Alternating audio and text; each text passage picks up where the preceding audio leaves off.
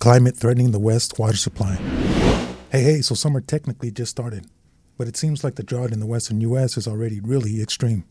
70% of the West is severe drought already. Several states like California and Arizona have their driest year since records since keeping beginning 1895. Yeah. Wildfires risk is really high. I could keep up going up here. Like, I don't know, it's bad. Yeah, this is concerning, especially when you put it in the big list as that. So the Colorado River is a key water source for 7 states, around 40 million people. And that Lake Mead is 38% full right now. Well, Lake Mead is the largest reservoir. So I believe it's on the Colorado River, and it's the country in the country, actually, for the matter. And I believe it's just also outside Las Vegas, and for my knowledge, it's being formed by the Hoover Dam. Yeah. I mean, years ago, you could drive over the Hoover Dam. And what I remember is it's like this just tall, massive concrete dam in a steep rock canyon. And when you look down at it, it's kind of insane. It's just high. Well, yeah, and so back then you probably saw like a decent amount of water in the reservoir, right? Oh, yeah, definitely. Well, yeah, since you've been there, the reservoir has dropped a lot. Since 2000, I believe, like it fall 140 feet, if I'm correct? Oh, yeah. So now what you see when you look at it or when you look out is this like this white bathtub ring on the rocks around the reservoir, which kind of shows where the water used to be. And just this month, it fell to its lowest point. It was first filled, I think, in the 1930s, right? And we're expecting the first ever official shortage to be declared on the river, which basically means mandatory cutbacks in the states like Arizona. It will mostly be farmers, although they're getting some water from other sources to kind of make up for the shortfall. But here's the thing. The writing has been on the wall for a long time in the West. I mean, it's been dry. There's been a 20-year drought, but hotter temperatures are shrinking the water supply too.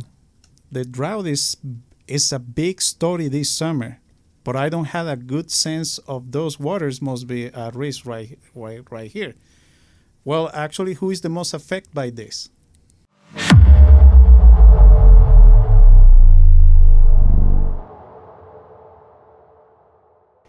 So today on the show, how climate is threatening the water supply and how even if it rains, the threat will continue long into the future and that will affect millions of people.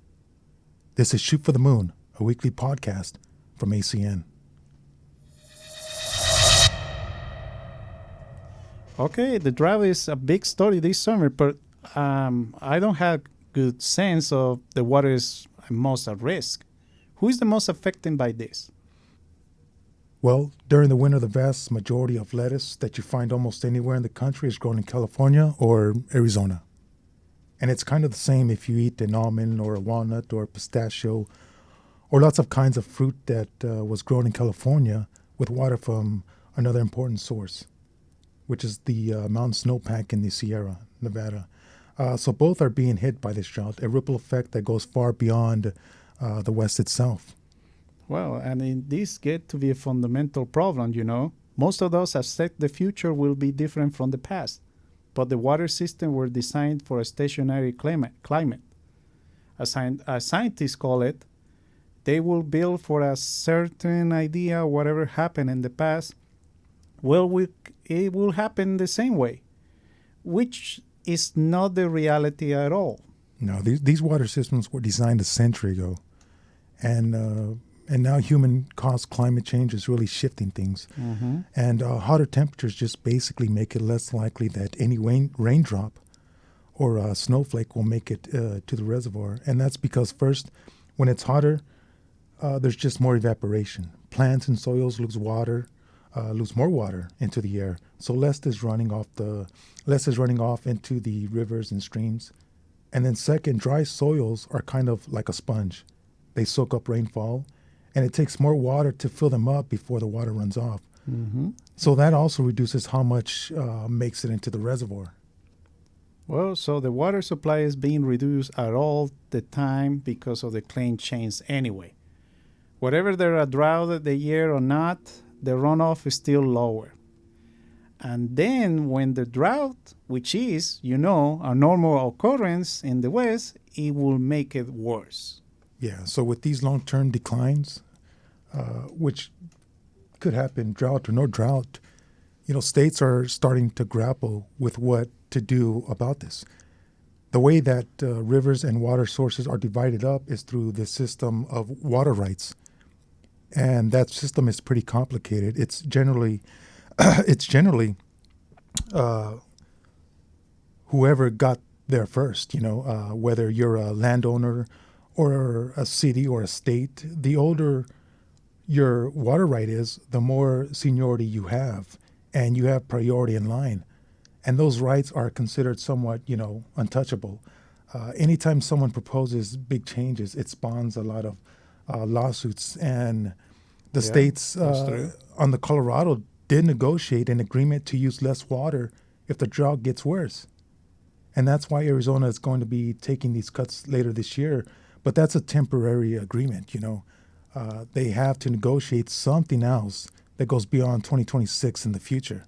Well, especially in some parts of California, we have been using more water than we're supposed to. So the reality here is that we have to make a reduction of water usage over the long term. Most of the water used in the West is used by agriculture.